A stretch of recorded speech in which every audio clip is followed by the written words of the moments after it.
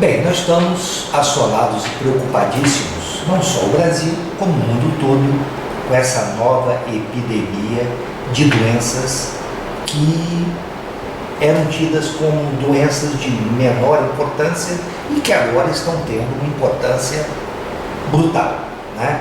Eu estou falando exatamente a respeito dessa famosa Zika, né? Veiculada, que é um vírus, a doença da Zika, né? Transmitida por um vírus que é originalmente um vírus africano e que parece que houve uma mutação, e quando a gente fala uma mutação, uma modificação no seu DNA, e que antes era um vírus que dava simplesmente levíssimos sintomas e que agora está mostrando devastador, né? Eu acredito até que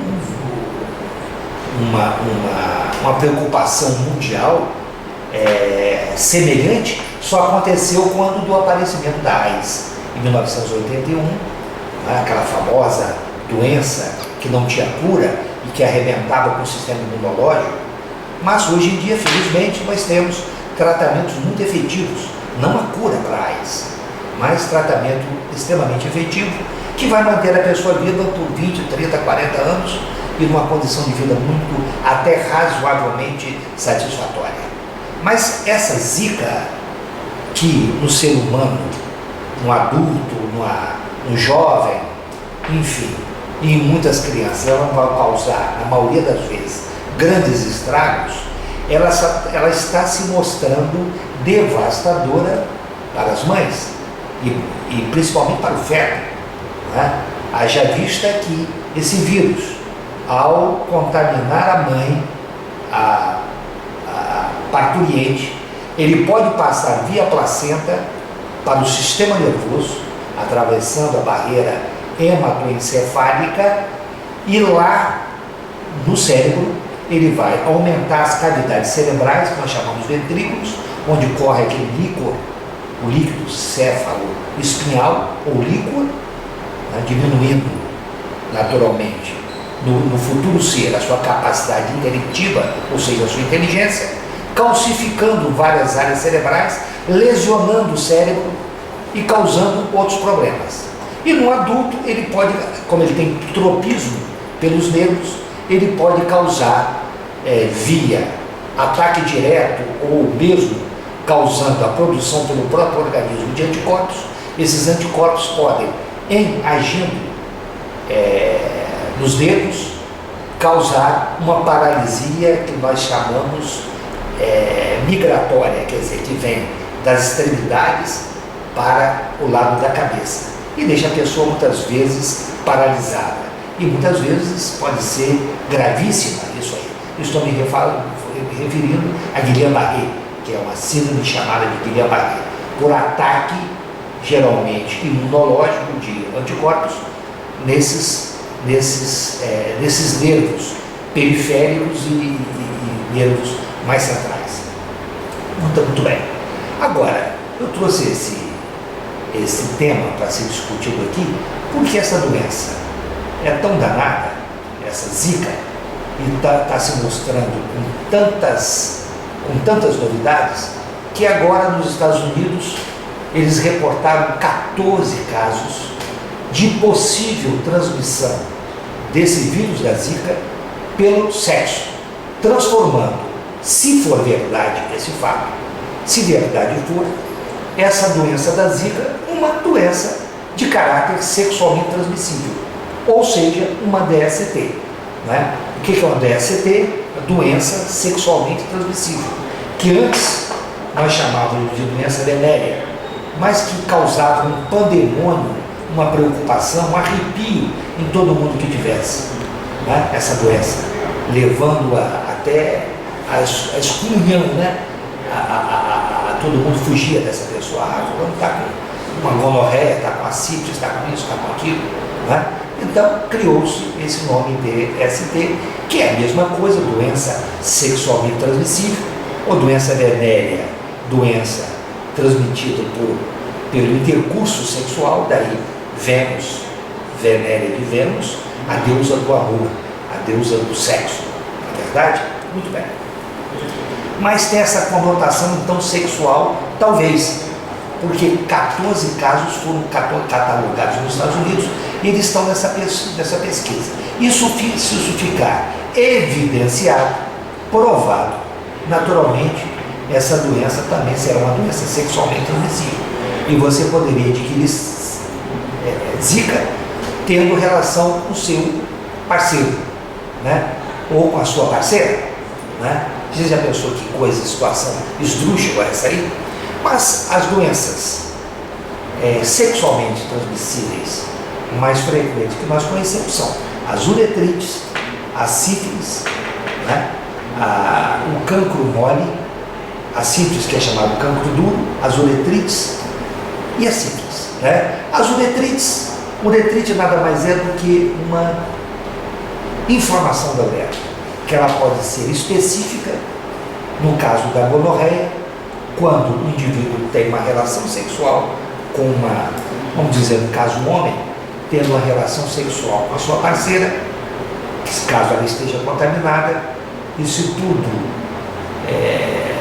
for favorável a que ele pegue essa doença, ele pode se contaminar e vai, depois de 4 a 6 ou 7 dias, depois desse ato sexual, ele começa a sentir um desconforto no meato uretral, na uretra, começa a arder a urina, começa a coçar e quase que em seguida começa a presenciar uma saída de uma secreção muito espessa, muito purulenta. Aí estaria chapado a gonorreia ou blenorragia. Isso é uma doença bacteriana e que, se for tratada prontamente, isso tem cura 100%. Tem uma outra, que é uma uretrite, e que ela é menos sintomática, quer dizer, a quantidade de secreção é menor, ela é mais esbranquiçada e, na grande maioria dos casos, ela é causada por uma outra bactéria que tem características de vírus, porque é uma bactéria que é tratada com antibiótico, como toda bactéria, e que pode ser um agente intracelular como se fosse o vírus. Eu estou falando da clamídia e do ureaplasma, mais da clamídia, e que tem um tratamento um pouquinho mais difícil do que a gonorreia, mas que também é prontamente curada, né? Então, toda vez que o indivíduo aparece com uma irritação uretral, com uma secreção, nós pensamos em uretrite e vamos fazer a diferenciação entre uretrite específica e inespecífica, ou por clamídia ou por Neisseria gonorreia, que é o agente da gonorreia, e vamos tratar e o indivíduo ficará curado. Uma segunda doença seria a chamada sífilis, que curiosamente eu estou vendo um aumento dos casos de sífilis, coisa que eu não estava presenciando mais. Eu trabalho com urologia e nessa área há mais de 40 anos, eu vi um decréscimo durante muito tempo dos casos de sífilis, e agora, ultimamente, notadamente nos 2 últimos anos, ou nos 3 últimos anos, eu estou presenciando, eu não sei se os colegas que trabalham na área, eles poderiam corroborar essa minha observação, um aumento muito intenso desses casos de sífilis. E a sífilis nada mais é do que também uma bactéria que, pelo ato sexual, vai causar uma lesão no caso do homem, ali na glande ou na pele do pênis, né? No caso da mulher, ali no grande lábio, pequeno lábio, no introito vaginal, e que depois de certo tempo, essa feridinha, que geralmente é um pouquinho mais dura e pouco dolorosa, não tem muita dor, não dói muito, né? Ela vai manifestar com uma linfoadenopatia, né? Que geralmente é também assintomática, indolor, e que tem como tratamento preferencial os agentes derivados da penicilina, no caso a penicilina benzatínica, que cura praticamente 100% dos casos. Eu não conheço nenhuma cepa de sifilítica, de bacilo da sífilis, né? O treponema pálido, né? Que esteja resistente à penicilina, né? Há 40 anos que eu trato isso, e sempre com bastante sucesso com o mesmo remédio. Né? Se o indivíduo não tratar, ele depois de certo tempo, ele terá a falsa impressão que está curado, e ele aparecerá com 6, 8 meses, ou um ano e pouco e meio, aparecerá como se tivesse uma dengue, ou uma chikungunya, ou uma zika, ou uma alergia, ou uma catapora, um sarampo, que vai ficar todo o corpo tudo avermelhado. Isso é a fase secundária da sífilis. E é quase certo que isso também tem um tratamento apropriado com o mesmo remédio e que o indivíduo ficará curado. E caso ele deixe passar isso aí, isso não seja percebido e ele negligencie, aí nós temos a fase terciária da sífilis, que essa aí vai causar lesões realmente. Ela é tardia, depois de 2, 3, 4 anos, e vai causar lesões mais sérias, né? Mas normalmente isso não acontece e o indivíduo é prontamente curado. E também nós temos o cancro mole, né? Que é muito parecido com o cancro duro, só que é muito dolorido, né? E uma íngua bastante grande, diferente da íngua do cancro duro, e que tem um tratamento não à base da penicilina, mas tem antibióticos e sulfas que curariam isso aí. Felizmente, esse cancro mole está cada vez mais infrequente, né? E dificilmente eu me deparo com um caso desse aí, né? E que pode ser tratado também com os mesmos agentes que a gente trata essas uretrites inespecíficas, né? E também nós temos uma gama de antibióticos que seria extremamente eficiente para isso aí. Então vocês veem que cada vez que passa nós temos um aumento do leque dessas doenças chamadas sexualmente transmissíveis, né? Nós temos AIDS, nós temos hepatite B, hepatite C, agora nós temos talvez, quem sabe, a zika, né?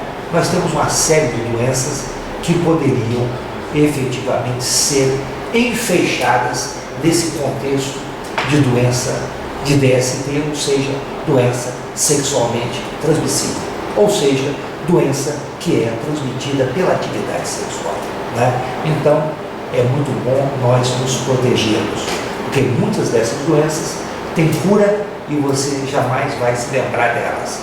Apenas, muitas vezes, até com riso no canto do lábio. Mas tem outras que vão causar choro o resto da vida, porque são doenças devastadoras, como a hepatite B, principalmente a hepatite C, a AIDS, né? Essas sim são de alta gravidade e você vai ter uma encrenca danada caso você não tenha os cuidados necessários para preveni-las. Melhor prevenir do que remediar.